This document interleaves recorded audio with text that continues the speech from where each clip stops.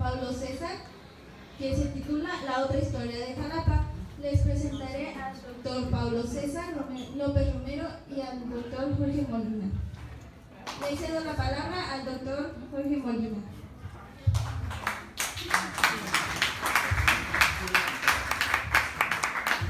Muchas gracias. Les agradezco la invitación al comité organizador de esta Semana del Historiador. También agradezco formalmente la invitación que me hizo Pablo César para que yo presentara este libro en esta nuestra alma mater, ¿sí? Sobre todo porque pues, a él lo conocí como estudiante y bueno, es grato cómo después de terminar la carrera se han ido desarrollando, se han ido formando y sobre todo haciendo trabajos muy muy valiosos, ¿sí? Que no por ser de divulgación dejan de ser más valiosos que otros, ¿sí? Agradezco, como digo, al doctor Pablo por haberme invitado a formar parte de esta presentación, ¿sí? Y sobre todo no cabe duda que lo más difícil es convertir un texto que muchas veces puede resultar complicado y tedioso para muchos en algo que sea accesible para la mayoría y a la vez muy útil. Eso es lo que persigue un libro de divulgación: convertir aspectos de suma sobriedad y seriedad, como sería un libro de historia, producto de arduas horas de investigación y dedicación, en un trabajo de divulgación que no por su sencillez y soltura en la escritura deja de ser un texto con propuestas novedosas, inclusive que cuestionan en gran medida la historiografía que se había escrito sobre Jalapa, y sobre todo acorde a los tiempos propios de la interdisciplina y la multidisciplina.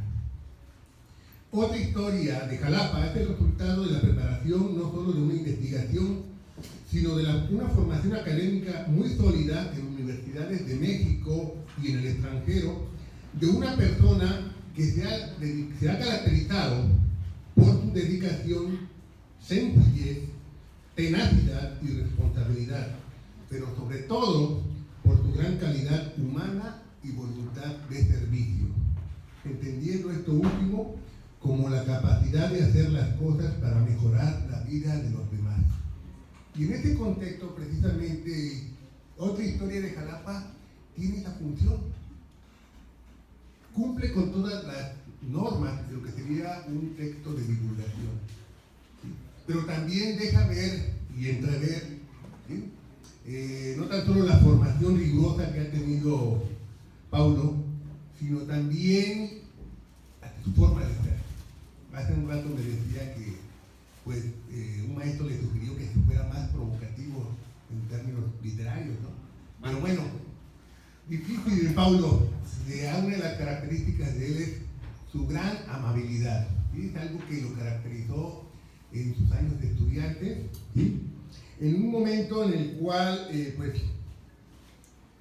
puse aquí, pueden estar muy seguros que conocí bien a Pablo César como estudiante, pues fui su maestro en prácticamente los 8 semestres de la licenciatura en Historia, cuestión que por circunstancias de la vida académica me permitía conocer a los jóvenes estudiantes que transitaban por estos espacios de formación de principio a fin en su paso por esta facultad. Eran las características de esa época, estoy hablando de hace un poco más de 10 años, en donde pues, uno como maestro por horas, ¿sí? Pues tenía que entrarle a todo y con todo, entonces pues desde el primer semestre los recibí y hasta en el último, pues ahí los fui despidiendo y me permitió conocer sobre todo esa parte humana de Paulo, ¿sí? Y bueno, esta parte humana lo llevó a irse preparando mucho más, ¿sí? Y sobre todo a hacer este tipo de trabajo. Además de que nunca le perdí la pista y que a lo largo de los años pudimos entablar conversaciones en donde se reflejaba su entusiasmo al narrar su paso por las distintas instituciones educativas en las que ingresaba y sobre todo en su trabajo de investigación que a lo largo de su formación fue realizando. Por lo que este libro no es producto de la pedantería académica como suele haber en este medio, sino producto de una voluntad de servir a los demás. Desde su introducción, El autor presenta su libro con la firme creencia de lograr en los lectores, principalmente jóvenes, el que sean conscientes de su tiempo, de su espacio y de su identidad social, lo que pueda permitir una mayor conciencia ciudadana, cuestión tan necesaria en estos tiempos que atravesamos.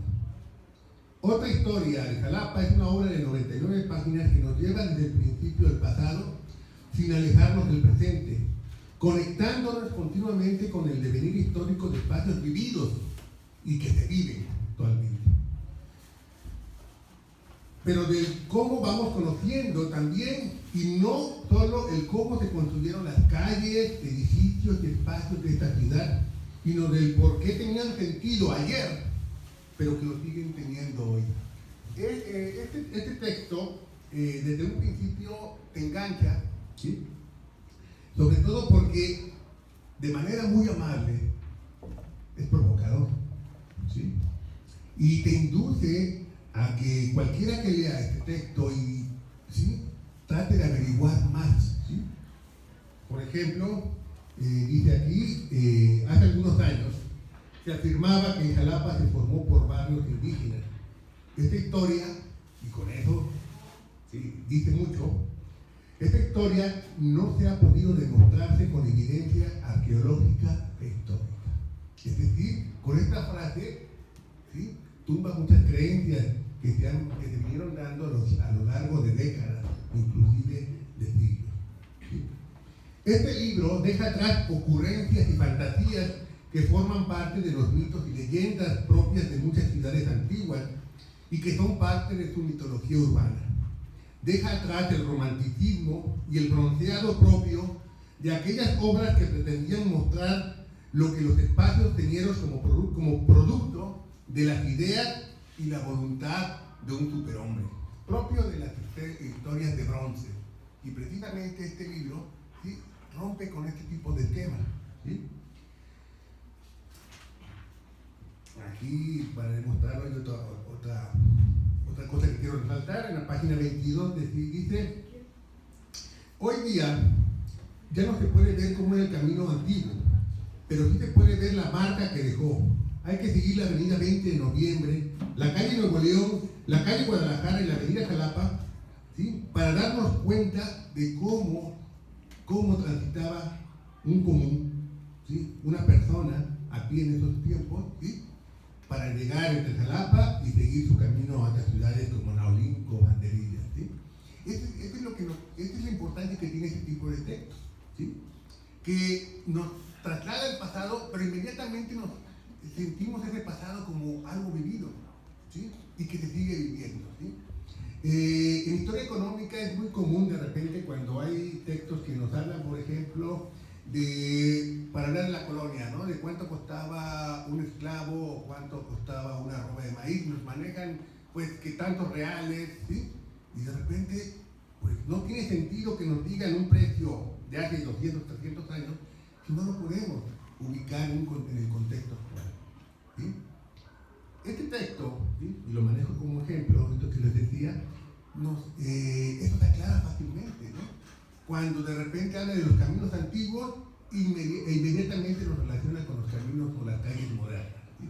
Entonces, esta es una de las cosas que tiene este libro hecho por Paulo.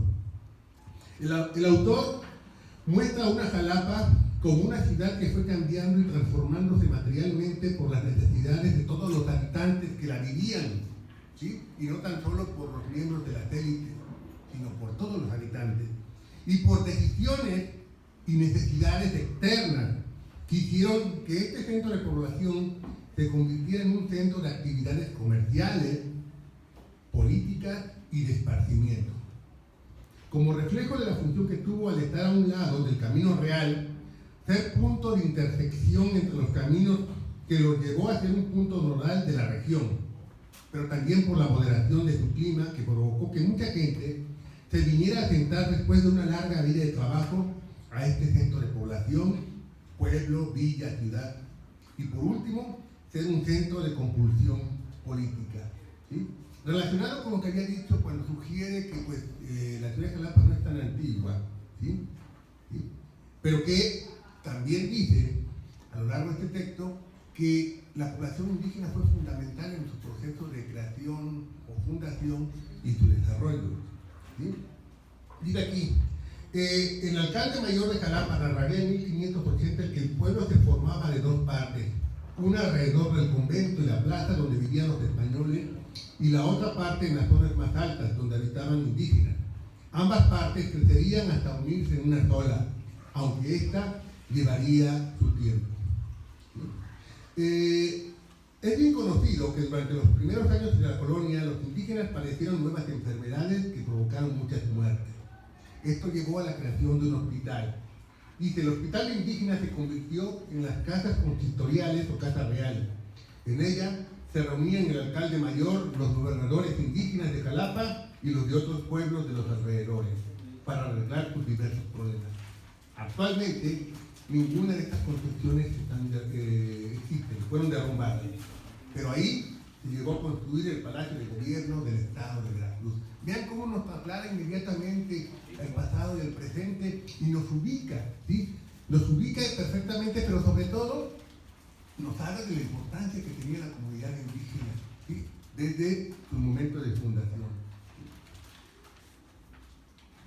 Dice aquí, también, como había planteado, al convertirse en un centro de compulsión política desde que se estableció como República de Indios y se le asignó como congregación de indígenas de los distintos pueblos que lo circundaban entre los siglos XVI y XVII, hasta siglos después cuando se convirtió en capital del Estado. Para terminar, se muestra la Jalapa fuerza de voluntad de sus habitantes y de la necesidad de todo un Estado en un contexto histórico y político vinculado a la centralización política, de la vocación educativa y cultural que tuvo, que hasta nuestros días se caracteriza.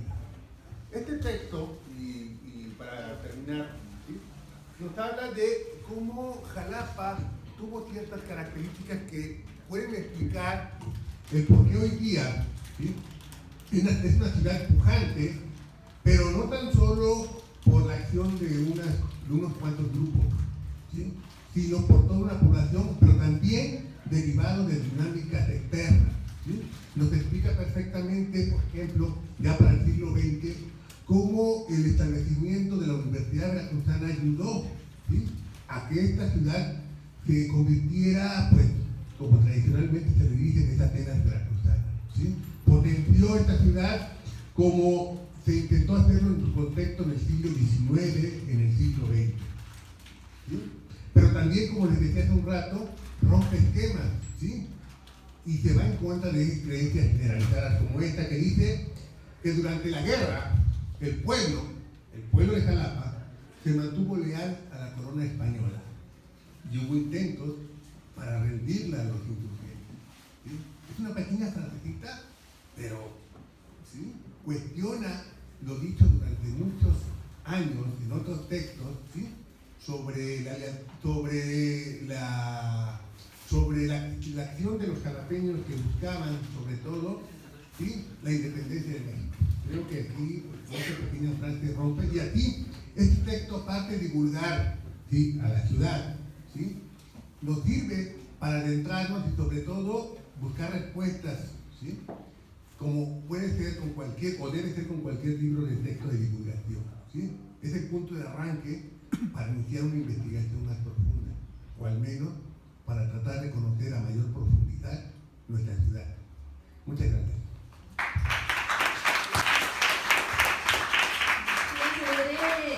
Le cederé la palabra al doctor Pablo César. Muchas gracias. Bueno, yo esperaba que tú hablaras antes que yo. Entonces, ¿cómo lo hacemos?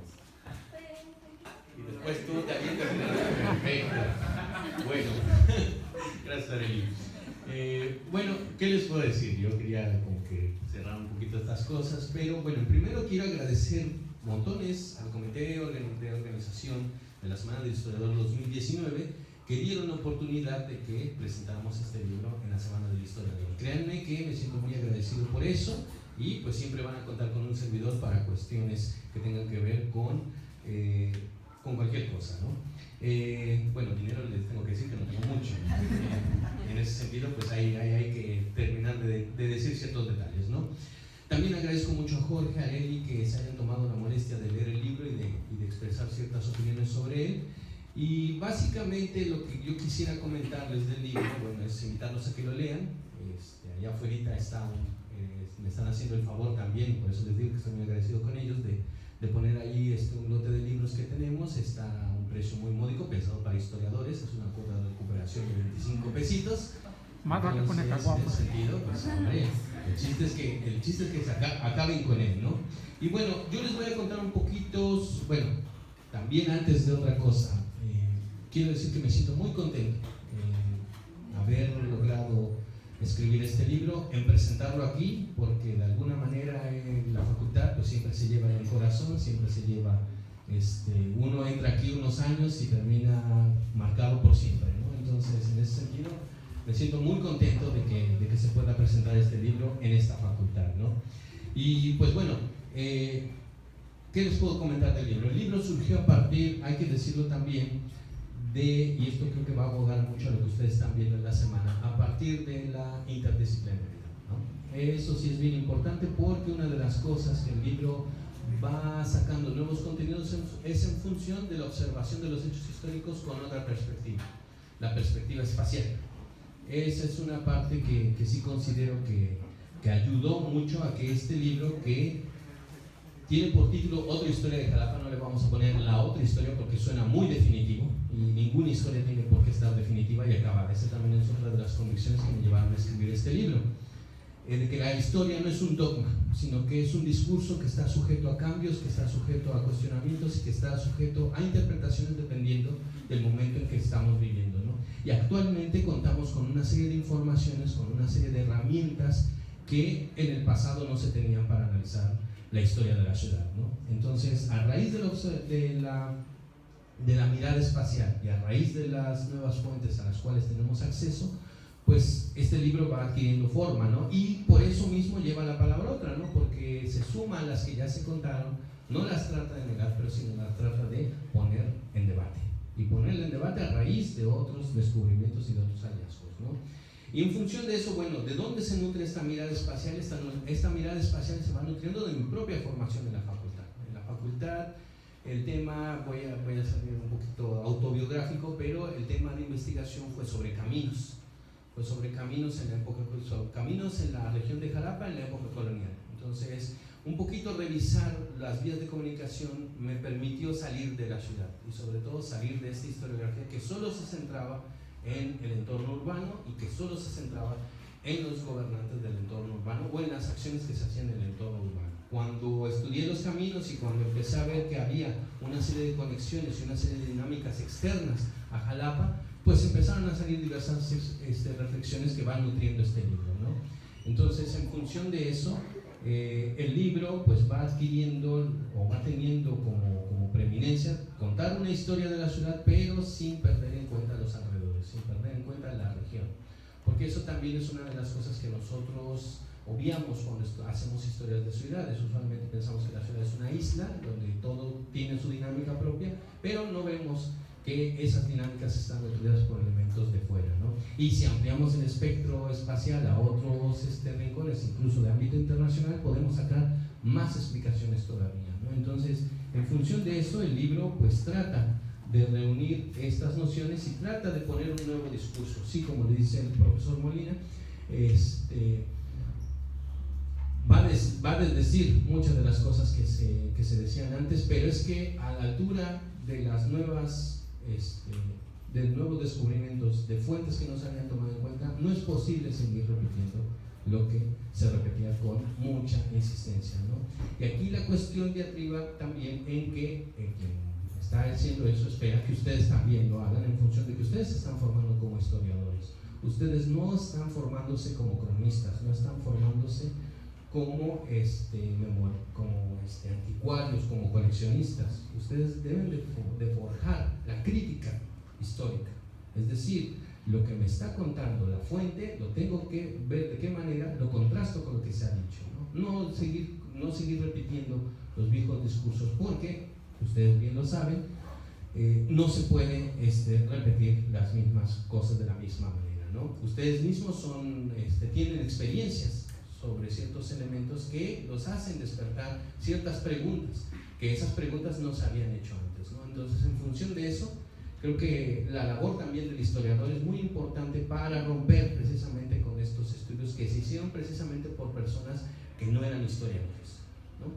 Muchos de las afirmaciones históricas de Jalapa, por ejemplo, un personaje que fue muy tajante en cuanto a historia local fue Manuel Rivera Cambas. Pero cuando uno revisa críticamente quién es Manuel Rivera Cambas, pues es un ingeniero, es un ensayista, es una persona con formación militar, pero de historiador pues no tiene nada, ¿no? Entonces, porque, bueno, y ustedes también son bien conscientes de cómo el proceso histórico o la disciplina histórica se ha ido desarrollando a lo largo del tiempo, ¿no? Entonces, si nosotros como historiadores seguimos creyendo tal cual las palabras de un ingeniero, pues entonces ahí es donde nosotros no tenemos mucho que decir, ¿no? Entonces, hay que comentar que cuando nosotros, y eso es una pauta muy importante, este libro está nutrido también de muchas tesis salidas de esta facultad, ¿no? Muchos trabajos que tienen que ver con tenencia de la tierra, que tienen que ver con obras de infraestructura, que tienen que ver con crecimiento urbano, sirvieron para poder nutrir los contenidos de este libro, ¿no? Entonces, esa es la cosa, ¿no? De que cuando nosotros hacemos nuestras investigaciones, encontramos elementos que tanto las fuentes, el seguimiento de los profesores y nuestro propio desarrollo van encontrando, esos conocimientos tienen que cambiar paradigmas, porque por default son distintos a lo que antes había estipulado, ¿no? Entonces, pues eso es básicamente lo que les quisiera yo decir. Me gustaría más que tuviéramos una interacción. Bueno, primero van a escuchar a Eli y después sí me gustaría, aunque con un poquito ya no tenemos mucho tiempo, pero sí me gustaría que hubiera una interacción, ¿no? Entonces, pues, por último, ¿qué les puedo decir? Acaben con este libro, léanlo y si salen preguntas, pues qué mejor, porque eso es lo que va a permitir que esta historia no se quede atascada, no se quede muerta, sino que la historia la tenemos que hacer viva, y la tenemos que hacer viva mediante el debate. ¿Sale? Bueno, pues muchas gracias. Bueno, para acabar, mi punto de vista es que desde el inicio que vi el libro fue como que me llamó mucho la atención el saber la historia de Jalapa, ya que es un libro que te enseña mucho de Jalapa que tal vez personas que no son de aquí no saben. Entonces es como que te ayuda a saber su historia, cómo fue, cómo se creó, los prestigios, que fue algo que me interesó, que el doctor Paulo como que quiere dar a conocer Jalapa, pero desde una parte antigua. Entonces fue como que muy interesante el libro, la verdad. Para mí fue muy bonito, la verdad sí se los recomiendo que los lean a las personas que, como repito, que no son de aquí, les interesará la historia de Jalapa. Ese es mi punto de vista. Y le agradezco al doctor Paulo. No, al contrario. Que eso de los sureños, eso de la gente de fuera me gusta mucho, porque en este libro creo que queda demostrado que esta población se ha construido siempre por gente de fuera, por los locales y por los de fuera. Y eso es una dinámica que ya lleva un buen de rato. Así que si les dicen, no, pues es que aquí Jalapa para los jalapeños, pues no. Porque desde hace mucho rato esto se construye tanto como con los locales como los que vienen de fuera, por diversas dinámicas que existen en determinadas épocas, ¿no? En la época de ferias hubo una dinámica, eso trajo gente de fuera. En la época en que se construyó el convento también eso trajo gente de fuera. Y actualmente las instituciones educativas traen gente de fuera, ¿no? Entonces, en ese sentido vemos que es una dinámica que se va presentando constantemente, así que también eso es otra cosa que el libro busca ponderar, ¿no? La construcción de la ciudad en función de todas las personas que llegan y con los que están, ¿sale? Entonces, bueno, si hay alguna duda, pregunta, pues a mí me encantaría más establecer un diálogo ahí. Primero, gracias por tomarte tiempo de venir a la facultad. Yo no soy de la facultad, yo soy de FCAS, de Ciencias Políticas. Y bueno, me gustó mucho lo que dijo acerca de que la historia no es un dogma, y eso lo vemos bastante en la carrera cuando se discute los puntos de vista para cualquier tema. Y la pregunta, ya que estamos aquí, debe hacer el historiador o el científico social, ya sea el caso, para generar conocimiento mediante la multidisciplinariedad? Bueno, muchas gracias por la pregunta. ¿Qué es lo que tiene que hacer? Bueno, hay que tener una apertura crítica. Eso creo que es importante antes de generar cualquier conocimiento. Hay que tener una postura crítica de lo que leemos, de lo que vemos y de lo que documentamos. Ahora, la cuestión crítica no tiene que ver con la cuestión de estoy en contra. Si alguien dice blanco, yo puedo decir estoy negro y estoy siendo un crítico. No, la cuestión crítica es que yo poseo información para poder contrastar aquella información que me está llegando, ¿no? Cuando estábamos, cuando se estaban desarrollando varias pautas de este libro, hay que decir que había trabajos previos, y en ese trabajo previo fue un estudio que hicimos historiográfico sobre el origen de la ciudad. Entonces, pero ese estudio historiográfico no hubiera salido si la mirada espacial no me hubiera llevado a ver otros documentos. O sea, la cuestión aquí es que tenemos un cuerpo de libros que hablan de la historia de la ciudad, pero por la cuestión que a mí me interesaba ver, que eran los caminos, que era la cuestión de los pueblos o la historia regional, eso me llevó a otras documentaciones, y esas documentaciones sacaban información que contrastaba con la información de los libros, ¿no? Entonces hay una postura que tiene que tener el científico social y el historiador especialmente es, caray, esto está diferente, aquí hay un problema, porque lo que me está contando esta información es muy distinta a lo que está diciéndome el libro. Pero entonces ahí va el siguiente nivel, que es, bueno, empezar a realizar la crítica, empezarnos a preguntar cómo y cuándo fue creado ambas evidencias, tanto el libro como y cuándo fue creado, como el documento, cómo y cuándo fue creado, ¿no? Entonces creo que esa tarea precisamente va definitivamente a dejar un conocimiento nuevo, ¿no? Un conocimiento que parta de lo que se dijo, de lo que se encontró y que resulte conciliador o negador o que afirme lo que se está presentando en las fuentes, ¿no? Entonces yo creo que para poder generar nuevos conocimientos es bien necesaria la actitud crítica. Por ejemplo, hoy en día estamos en la conmemoración, si se quiere decir, de los 500 años de la conquista de México. Pues parece ser que, según los nuevos estudios, lo que conocemos de conquista de México es nada, porque lo que se ha hecho tradicionalmente es copiar y decir todo lo que Hernán Cortés deja en sus crónicas. Cuando Hernán Cortés escribió sus crónicas no para hacer historia, no para dejarnos a nosotros una huella de sus hazañas, sino para impresionar al rey de España. Cuando uno revisa y hace crítica a las crónicas de Cortés, se va a encontrar que tiene un discurso especial en la época, que quiere que el rey termine de leer sus crónicas y diga, caray, denle a este desgraciado todo lo que pide, porque semejantes trabajos merecen semejante recompensa.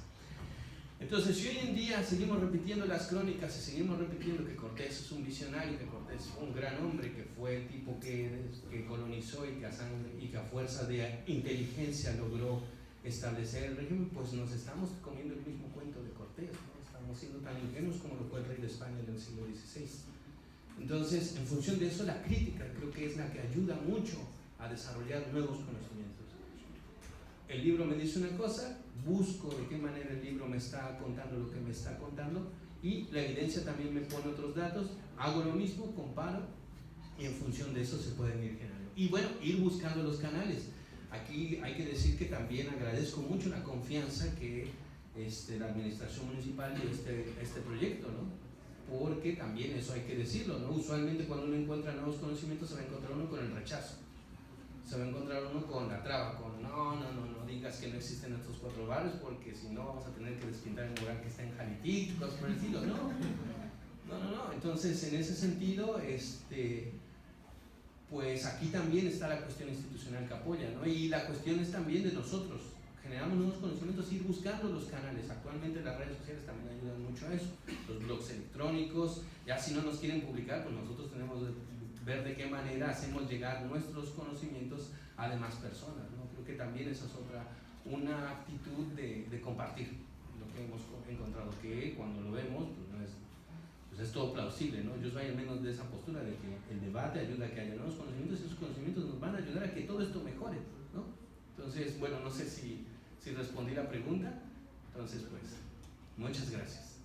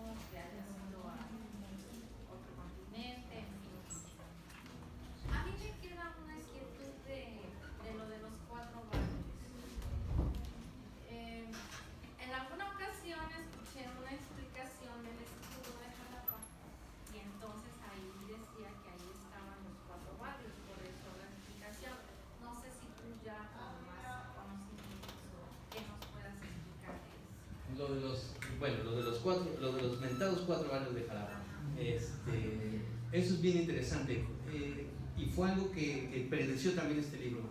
Hay que decir que este libro fue una necesidad que surgió a partir de un estudio que hice, un estudio historiográfico, un estudio histórico, un estudio espacial sobre la fundación de Jalapa. Entonces, una de las cosas, y ahí vuelvo otra vez a la cuestión de la divergencia en información, es que cuando uno revisa todos los libros que hablan sobre el origen de Jalapa, los barrios no aparecen son muy escasos, hay que decirlo, son muy escasos. Hay muy pocos textos que hablan sobre la historia de Jalapa antes del siglo XIX. Son informes, son relaciones geográficas, hay una relación de 1791 de un militar, pero en todos esos textos jamás se dice que el pueblo fue fundado por 4 barrios. Y sin embargo, también es otra cosa, el informe militar y todavía una monografía del siglo XIX del doctor Poyet, me parece, dicen, es casi imposible saber cuándo esta población existe, porque no contamos, y dice ahí en el texto, porque no contamos con piedras ni documentos que así lo manejen. Bueno, entonces uno lee eso y dice, y de repente se encuentra uno el libro de Rivera Cambas, donde Manuel Rivera Cambas dice, Jalapa, claro que tenía población prehispánica y estaba situada en lo que hoy son las iglesias de Santiago, Calvario, San José y la Catedral. No le puso nombre, nada más lo dejó así. Pero a partir del relato de Rivera Cambas de 1869, ahí ya empieza, ya todo es barrios, ¿no? Y este ingeniero, me comento, deja estos 4 barrios, asumiendo de que y él lo dice así, según la tradición, donde están las iglesias había población indígena. Y esto es aparte, cuando uno se empieza a ver cómo es que cada quien escribe sus libros. Manuel Rivera Cambas también fue miembro del ayuntamiento, y para el año en que él escribe su historia había una elección de un representante indígena para el ayuntamiento de Jalapa que se hacía bajo elección, y esa elección se hacía en las iglesias. Entonces eso a Rivera Cambas le llevó a pensar de que esa población indígena tenía una historia eterna, porque él era testigo de esa dinámica. Y también otra cosa, cuando estamos hablando del siglo XIX se están fincando los elementos de la historia nacional, y la historia nacional buscó que todas las poblaciones de la provincia tuvieran la misma historia que México Tenochtitlan, donde en México Tenochtitlan tenemos un teocalli que fue derrumbado para construir encima de él la Ciudad de México, ¿no? Entonces, en función de eso, lo mismo pasó en Tlaxcala, lo mismo pasó en otras localidades donde se reemplazaron las poblaciones prehispánicas para poner las novohispanas, ¿no? Entonces Rivera Cambas pensó eso en Jalapa. Pensó, dijo, no, pues claro, si hasta San José se ve todo elevadito, de seguro ahí abajo hay una pirámide, ¿no? Pero no se pusieron, solamente fue una suposición. Pero a partir de esa suposición hubo monografías que empezaron a buscar y a detallar esos elementos sin cuestionar el texto de Rivera Cambas. Es decir, ya después lo que vamos a tener en el siglo XX son cronistas de la ciudad. Uno de ellos es Francisco Javier Ascoya, que dice, pero claro que había barrios prehispánicos y claro que tenemos unos nombres. ¿Quién no ha escuchado de Techacapa cerca de San José? ¿Quién no ha escuchado el nombre de Jalitic cerca del Calvario? ¿Y quién no ha escuchado el nombre de Tlalmecapan para la iglesia de Santiago? Entonces él le puso ahí 2 nombres, ¿no? Simplemente porque tenían, es náhuatl, venga, nombre de barrio. Entonces, y después otros hallazgos lo que hicieron fue nutrir más eso. Si Ascoya ya encontró los nombres, bueno, entonces yo, siguiendo los descubrimientos que han hecho arqueológicos y de las consideraciones que en su momento se hicieron ante los grandes vacíos prehispánicos, pues empezaron a ponerle detalles como, bueno, los de Jalitic es una migración de totonacas, seguro, porque ya tenemos documentación y hallazgos totonacos en toda esta zona. O los de Tlalmecapan son de filiación náhuatl porque están más pegados a las ruinas de Xolostla, que hemos investigado, tienen esta filiación. Seguramente Tlalmecapan es un vecino más, ¿no? Entonces, este discurso se fue así como algo, creciendo, pero nunca se cuestionó la parte original, ¿no? Entonces, lo que vemos aquí en la función de los 4 barrios es que se trató de un discurso que se ideó en el siglo XIX, pero que ya no fue ¿cómo se llama? Cuestionado, sino que fue adornado. Todo esto contrasta, porque uno va al archivo notarial del siglo XVI a buscar los barrios, nada. Pueblo de Jalapa, incluso hay unas autoridades de la República de Indios que es gobernador y alcaldes, y los alcaldes usualmente se dedican a estar en las poblaciones sujetas. Cuando uno ve quiénes son los alcaldes del siglo XVI en Jalapa, son de, ¿cómo se llama? De Zoncuantla y de Coapexpa, pero ninguno de Tlalnecapa, ninguno de Techacapa, ninguno de Jalitic. Y luego estos nombres como barrios empiezan a aparecer en el siglo XVIII. Ahí sí empieza a aparecer un barrio de Techacapa. ¿Pero por qué? Porque la población ya creció urbanamente hasta un manantial que se llamaba así. Entonces, de hecho, en la cuestión de los barrios en la colonia nos hemos encontrado 25 barrios. Barrio de las Ranas, barrio del Carnicero, barrio de los Ramírez, barrio de las Bochas, barrio de Techacapa, barrio de Jalitic, montones. Son formas de diferenciar diversas zonas de la ciudad. Pero hay que decir que si bien existen estos nombres de barrio para la colonia, no los encuentra uno para nada en los inicios del siglo XVI. No hay evidencias ni documentales, ni cartográficas, ni ni de relatos, ni de información que los mencionen siquiera.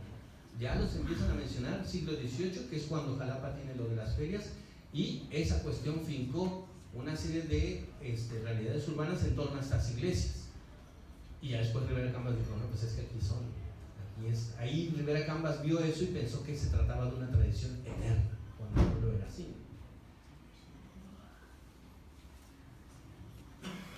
Ya mero. A ver, trataré de ser breve. Voy a ser franco, tiene 10 minutos que me compré el libro, entonces no lo leí.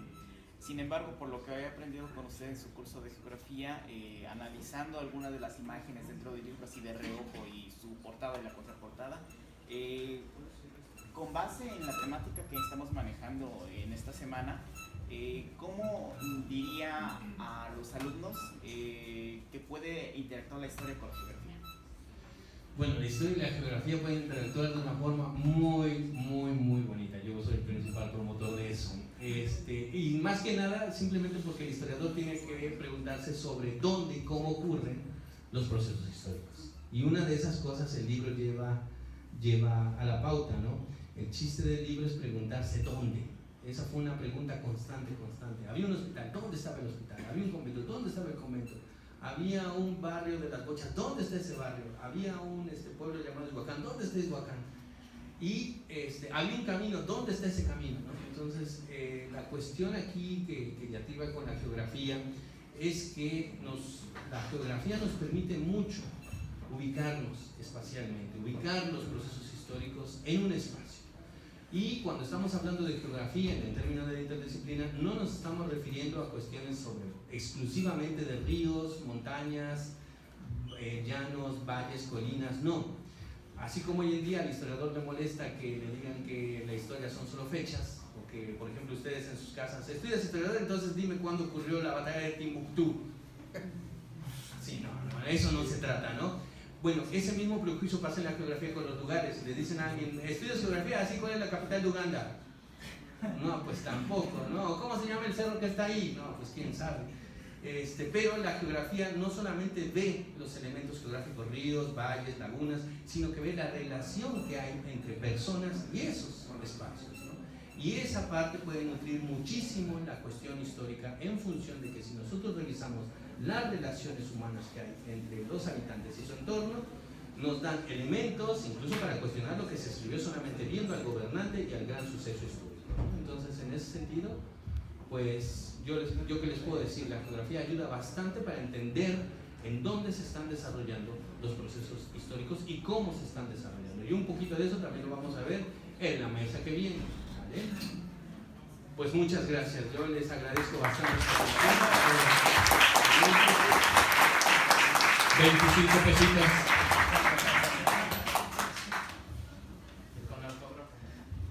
¿Cómo se le hace la entrega de su reconocimiento al doctor Paulo César?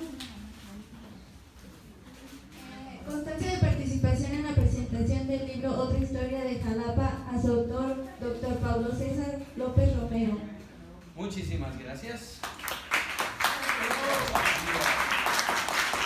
Y agradecemos la participación al doctor Jorge Molina, que también estuvo presente. Así como lo quiero que vuelva.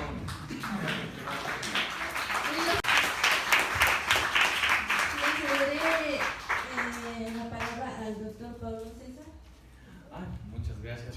Bueno, yo esperaba que tú hablaras antes que yo. Entonces, ¿cómo lo hacemos? Y después tú te avientas. Perfecto. Bueno, gracias, Arely. Bueno, ¿qué les puedo decir? Yo quería como que cerrar un poquito estas cosas, pero bueno, primero quiero agradecer montones al Comité de Organización de la Semana del Historiador 2019 que dieron la oportunidad de que presentáramos este libro en la Semana del Historiador. Créanme que me siento muy agradecido por eso y pues siempre van a contar con un servidor para cuestiones que tengan que ver con cualquier cosa, ¿no? Bueno, dinero les tengo que decir que no tengo mucho. En ese sentido, pues hay que terminar de decir ciertos detalles, ¿no? También agradezco mucho a Jorge, a Arely, que se hayan tomado la molestia de leer el libro y de expresar ciertas opiniones sobre él. Y básicamente lo que yo quisiera comentarles del libro, bueno, es invitarlos a que lo lean. Allá afuera me están haciendo el favor también, por eso les digo que estoy muy agradecido con ellos, de poner ahí un lote de libros que tenemos. Está a un precio muy módico, pensado para historiadores, es una cuota de recuperación de 25 pesitos. Más vale poner caguama. En ese sentido, pues hombre, el chiste es que acaben con él, ¿no? Y bueno, yo les voy a contar un poquito, bueno, también antes de otra cosa, quiero decir que me siento muy contento en haber logrado escribir este libro, en presentarlo aquí, porque de alguna manera en la facultad pues siempre se lleva en el corazón, siempre se lleva, uno entra aquí unos años y termina marcado por siempre, ¿no? Entonces, en ese sentido, me siento muy contento de que se pueda presentar este libro en esta facultad, ¿no? Y pues bueno, ¿qué les puedo comentar del libro? El libro surgió a partir, hay que decirlo también, y esto creo que va a abogar mucho a lo que ustedes están viendo en la semana, a partir de la interdisciplinaridad, ¿no? Eso sí es bien importante porque una de las cosas que el libro va sacando nuevos contenidos es en función de la observación de los hechos históricos con otra perspectiva, la perspectiva espacial.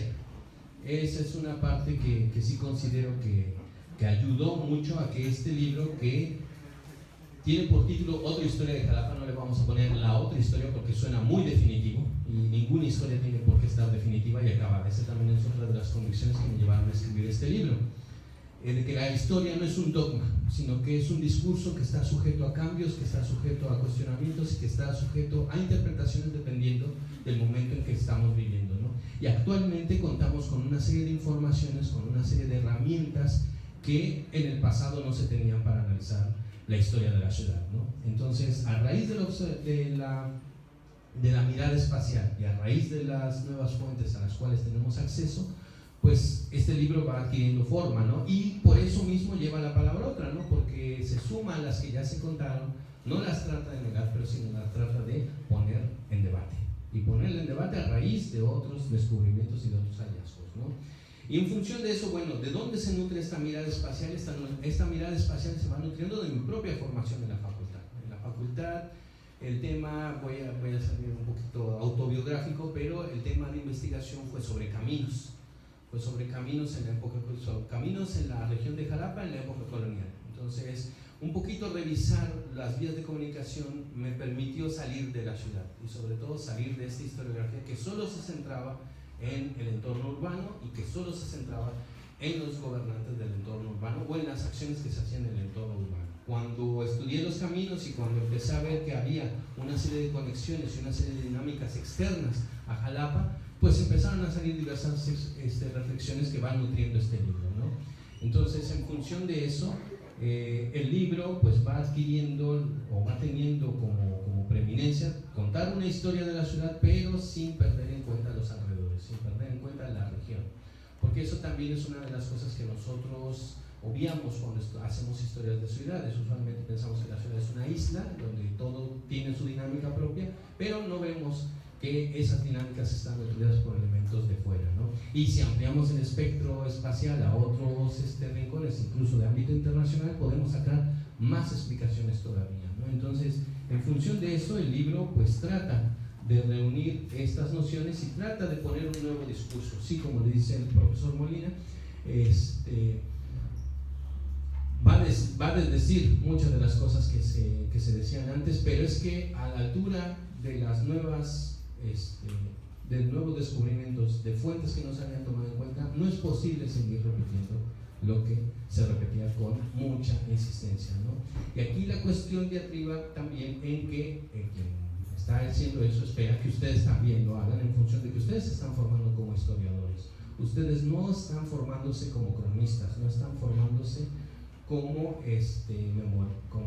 anticuarios, como coleccionistas. Ustedes deben de forjar la crítica histórica, es decir, lo que me está contando la fuente lo tengo que ver de qué manera lo contrasto con lo que se ha dicho, no seguir repitiendo los viejos discursos, porque ustedes bien lo saben, no se puede repetir las mismas cosas de la misma manera, ¿no? Ustedes mismos tienen experiencias sobre ciertos elementos que los hacen despertar ciertas preguntas, que esas preguntas no se habían hecho antes, ¿no? Entonces, en función de eso, creo que la labor también del historiador es muy importante para romper precisamente con estos estudios que se hicieron precisamente por personas que no eran historiadores, ¿no?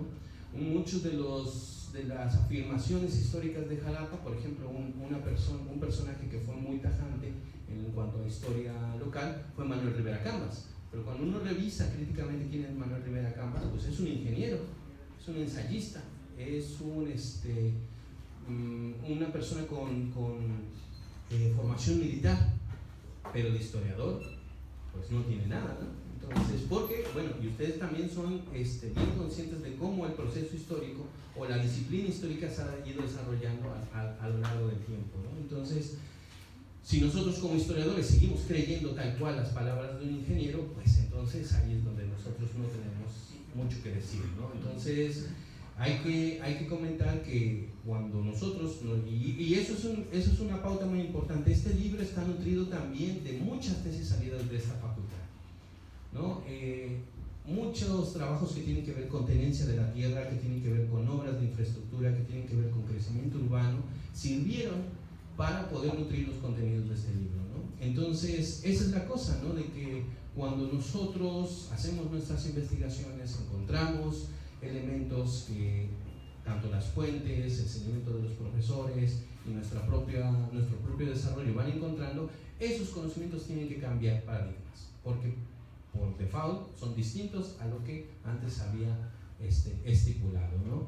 Entonces, pues eso es básicamente lo que les quisiera yo decir. Me gustaría más que tuviéramos una interacción, pero primero van a escuchar a Eli y después sí me gustaría, aunque con un poquito ya no tenemos mucho tiempo, pero sí me gustaría que hubiera una interacción, ¿no? Entonces, pues, por último, ¿qué les puedo decir? Acaben con este libro, léanlo y si salen preguntas, pues qué mejor, porque eso es lo que va a permitir que esta historia no se quede atascada, no se quede muerta, sino que la historia la tenemos que hacer viva, y la tenemos que hacer viva mediante el debate. ¿Sale? Bueno, pues muchas gracias. Bueno, para acabar, mi punto de vista es que desde el inicio que vi el libro fue como que me llamó mucho la atención el saber la historia de Jalapa, ya que es un libro que te enseña mucho de Jalapa que tal vez personas que no son de aquí no saben. Entonces es como que te ayuda a saber su historia, cómo fue, cómo se creó, los prestigios, que fue algo que me interesó, que el doctor Paulo como que quiere dar a conocer Jalapa, pero desde una parte antigua. Entonces fue como que muy interesante el libro, la verdad.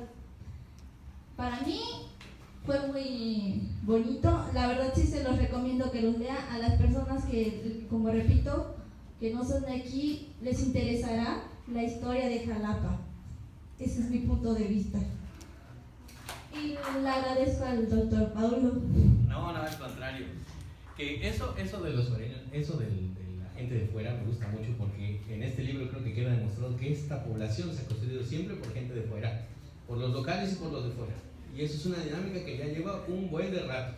Así que Si les dicen, no, pues es que aquí Jalapa para los jalapeños, pues no, porque desde hace mucho rato esto se construye tanto como con los locales como los que vienen de fuera por diversas dinámicas que existen en determinadas épocas, ¿no? En la época de ferias hubo una dinámica, eso trajo gente de fuera. En la época en que se construyó el convento también eso trajo gente de fuera, y actualmente las instituciones educativas traen gente de fuera, ¿no? Entonces, en ese sentido vemos que es una dinámica que se va presentando constantemente, así que también eso es otra cosa que el libro busca ponderar, ¿no? La construcción de la ciudad en función de todas las personas que llegan y con los que están, ¿sale? Entonces, bueno, si hay alguna duda, pregunta, pues a mí me encantaría más establecer un diálogo ahí. Primero, gracias por tomarse tiempo de venir a la facultad. Yo no soy de la facultad, yo soy de FCAS, de Ciencias Políticas. Y bueno, me gustó mucho lo que dijo acerca de que la historia no es un dogma, y eso lo vemos bastante en la carrera cuando se discute los puntos de vista para cualquier tema. Y la pregunta, ya que estamos aquí, la mayoría de estudiantes, ¿qué debe hacer el historiador o el científico social, ya sea el caso, para generar conocimiento mediante la multidisciplinariedad? Bueno, muchas gracias por la pregunta. ¿Qué es lo que tiene que hacer? Bueno, hay que tener una apertura crítica. Eso creo que es importante antes de generar cualquier conocimiento. Hay que tener una postura crítica de lo que leemos, de lo que vemos y de lo que documentamos. Ahora, la cuestión crítica no tiene que ver con la cuestión de estoy en contra. Si alguien dice blanco, yo no voy a decir estoy negro y estoy siendo un crítico. No, la cuestión crítica es que yo poseo información para poder contrastar aquella información que me está llegando, ¿no? Cuando estábamos, cuando se estaban desarrollando varias pautas de este libro, hay que decir que había trabajos previos, y en ese trabajo previo fue un estudio que hicimos historiográfico sobre el origen de la ciudad. Entonces, pero ese estudio historiográfico no hubiera salido si la mirada espacial no me hubiera llevado a ver otros documentos. O sea, la cuestión aquí es que tenemos un cuerpo de libros que hablan de la historia de la ciudad, pero por la cuestión que a mí me interesaba ver, que eran los caminos, que era la cuestión de los pueblos o la historia regional, eso me llevó a otras documentaciones, y esas documentaciones sacaban información que contrastaba con la información de los libros, ¿no? Entonces hay una postura que tiene que tener el científico social y el historiador especialmente es, caray, esto está diferente, aquí hay un problema, porque lo que me está contando esta información es muy distinta a lo que está diciéndome el libro. Pero entonces ahí va el siguiente nivel, que es, bueno, empezar a realizar la crítica, empezarnos a preguntar cómo y cuándo fue creado ambas evidencias, tanto el libro como y cuándo fue creado, como el documento, cómo y cuándo fue creado, ¿no? Entonces creo que esa tarea precisamente va definitivamente a dejar un conocimiento nuevo, ¿no? Un conocimiento que parta de lo que se dijo, de lo que se encontró, y que resulte conciliador o negador o que afirme lo que se está presentando en las fuentes, ¿no? Entonces yo creo que para poder generar nuevos conocimientos es bien necesaria la actitud crítica. Por ejemplo, hoy en día estamos en la conmemoración, si se quiere decir, de los 500 años de la conquista de México. Pues parece ser que, según los nuevos estudios, lo que conocemos de conquista de México es nada, porque lo que se ha hecho tradicionalmente es copiar y decir todo lo que Hernán Cortés deja en sus crónicas.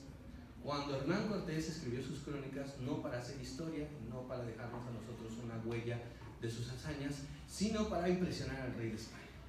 Cuando uno revisa y hace crítica a las crónicas de Cortés, se va a encontrar que tiene un discurso especial en la época, que quiere que el rey termine de leer sus crónicas y diga, caray, denle a este desgraciado todo lo que pide, porque semejantes trabajos merecen semejante recompensa. Entonces, si hoy en día seguimos repitiendo las crónicas y seguimos repitiendo que Cortés es un visionario, que Cortés fue un gran hombre, que fue el tipo que colonizó y que a fuerza de inteligencia logró establecer el régimen, pues nos estamos comiendo el mismo cuento de Cortés, ¿no? Estamos siendo tan ingenuos como lo fue el rey de España en el siglo XVI. Entonces, en función de eso, la crítica creo que es la que ayuda mucho a desarrollar nuevos conocimientos. El libro me dice una cosa, busco de qué manera el libro me está contando lo que me está contando, y la evidencia también me pone otros datos, hago lo mismo, comparo, y en función de eso se pueden ir generando. Y bueno, ir buscando los canales. Aquí hay que decir que también agradezco mucho la confianza que la administración municipal dio este proyecto, ¿no? Porque también eso hay que decirlo, ¿no? Usualmente cuando uno encuentra nuevos conocimientos se va a encontrar uno con el rechazo, se va a encontrar uno con la traba, con no digas que no existen estos 4 barrios porque si no vamos a tener que despintar el mural que está en Jalitic, cosas por el estilo, no, entonces en ese sentido, pues aquí también está la cuestión institucional que apoya, ¿no? Y la cuestión es también de nosotros, generamos nuevos conocimientos, ir buscando los canales. Actualmente las redes sociales también ayudan mucho a eso, los blogs electrónicos, ya si no nos quieren publicar, pues nosotros tenemos que ver de qué manera hacemos llegar nuestros conocimientos a demás personas, ¿no? Creo que también esa es una actitud de compartir lo que hemos encontrado, que cuando lo vemos, pues es todo plausible, ¿no? Yo soy al menos de esa postura de que el debate ayuda a que haya nuevos conocimientos y esos conocimientos nos van a ayudar a que todo esto mejore, ¿no? Entonces, bueno, no sé si respondí la pregunta. Entonces, pues, muchas gracias. Ya, todavía no. Gracias. Bueno, en primer lugar, pues felicitarte. Yo me siento muy orgullosa, les decía en la inauguración, de que pues uno los recibe, los ve que egresan y que regresan, ¿no? Muchos de ellos nosotros mismos como maestros, esperemos que no estés aquí como maestro, ya estás en algunos cursos, pero bueno, es un orgullo el que pues haya salido, que haya ido a otro continente, en fin. A mí me queda una inquietud de lo de los 4 barrios. En alguna ocasión escuché una explicación del Instituto de Jalapa y entonces ahí decía que ahí estaban los 4 barrios, por eso la explicación. No sé si tú ya con más conocimientos o que nos puedas explicar de eso.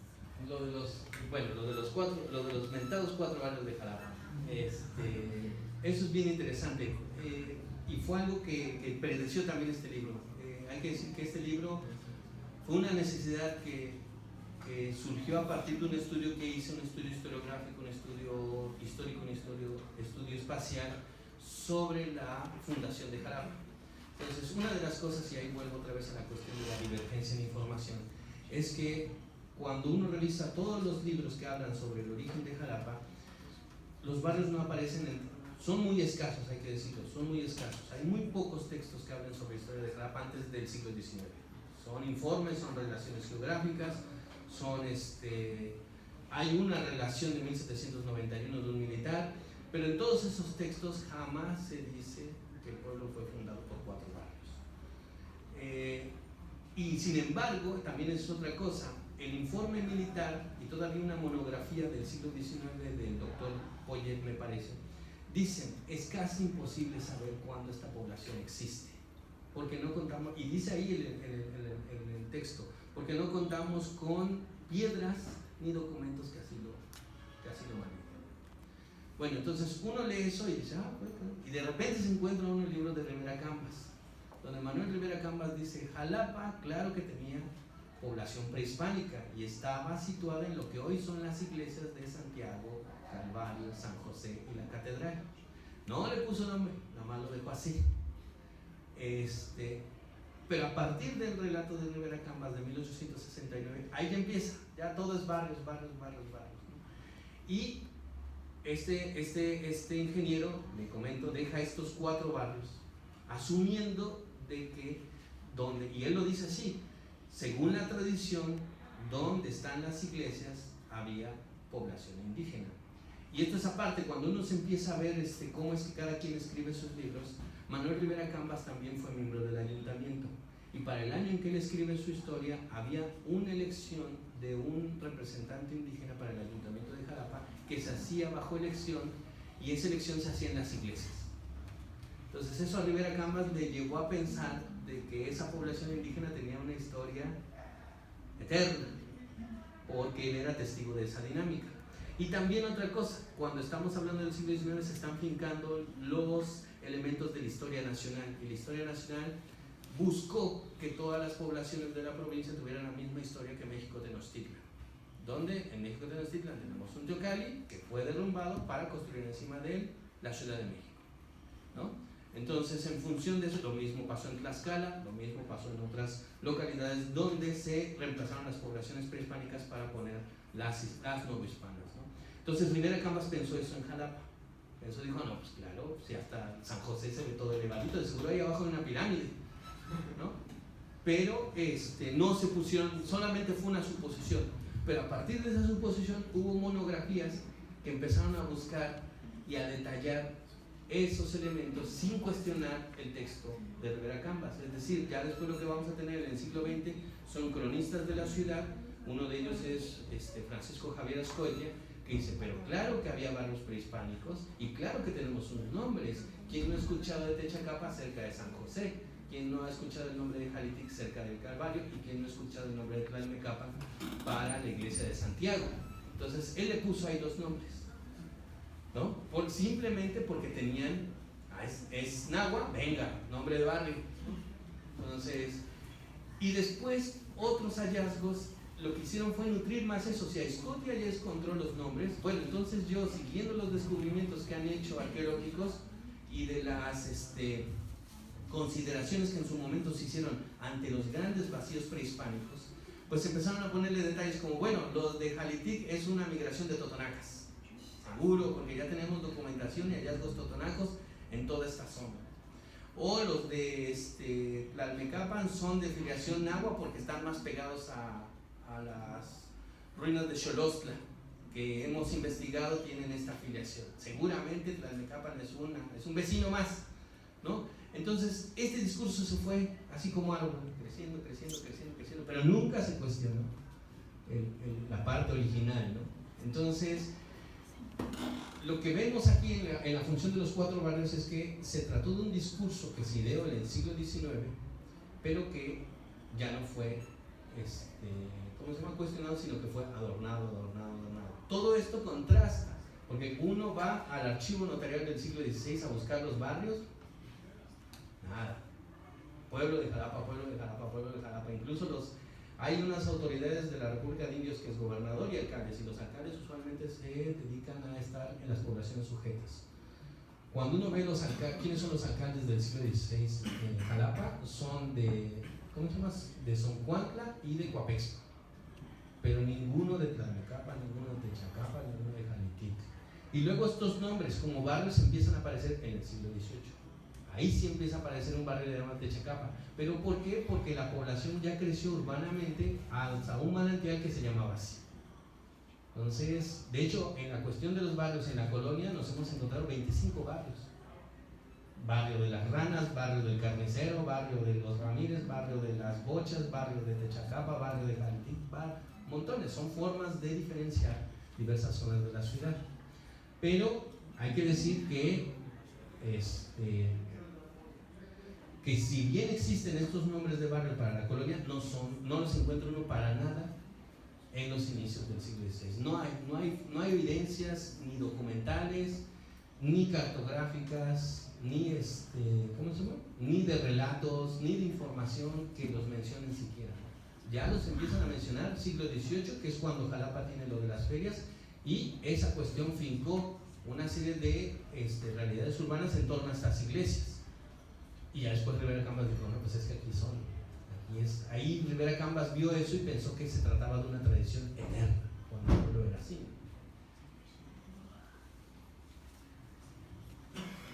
Ya mero. A ver, trataré de ser breve.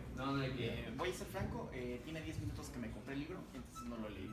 Sin embargo, por lo que he aprendido con usted en su curso de geografía, analizando algunas de las imágenes dentro del libro así de reojo y su portada y la contraportada, con base en la temática que estamos manejando en esta semana, ¿cómo diría a los alumnos que puede interactuar la historia con la geografía?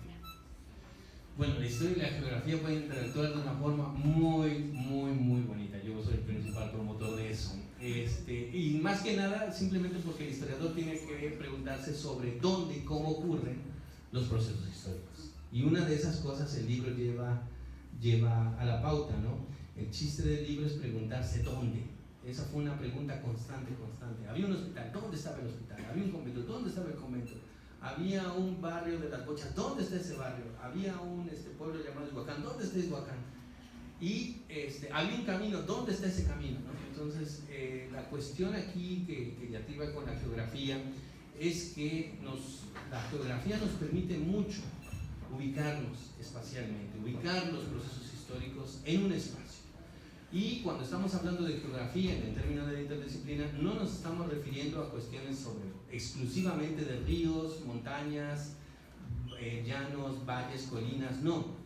Así como hoy en día al historiador le molesta que le digan que la historia son solo fechas, o que, por ejemplo, ustedes en sus casas, estudias historiador, entonces dime cuándo ocurrió la batalla de Timbuktu. Sí, no, eso no se trata, ¿no? Bueno, ese mismo prejuicio pasa en la geografía con los lugares. Le dicen a alguien, ¿estudias geografía? ¿Así cuál es la capital de Uganda?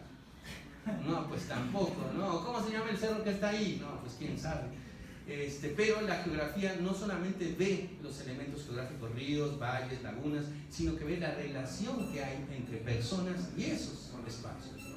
Y esa parte puede nutrir muchísimo la cuestión histórica en función de que si nosotros revisamos las relaciones humanas que hay entre los habitantes y su entorno, nos dan elementos incluso para cuestionar lo que se escribió solamente viendo al gobernante y al gran suceso histórico, ¿no? Entonces, en ese sentido, pues yo que les puedo decir, la geografía ayuda bastante para entender en dónde se están desarrollando los procesos históricos y cómo se están desarrollando. Y un poquito de eso también lo vamos a ver en la mesa que viene, ¿vale? Pues muchas gracias, yo les agradezco bastante. 25 pesitos.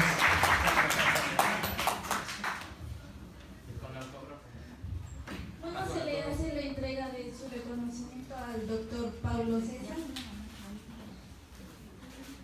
Constancia de participación en la presentación del libro Otra historia de Jalapa a su autor, doctor Paulo César López Romero. Muchísimas gracias. Y le agradecemos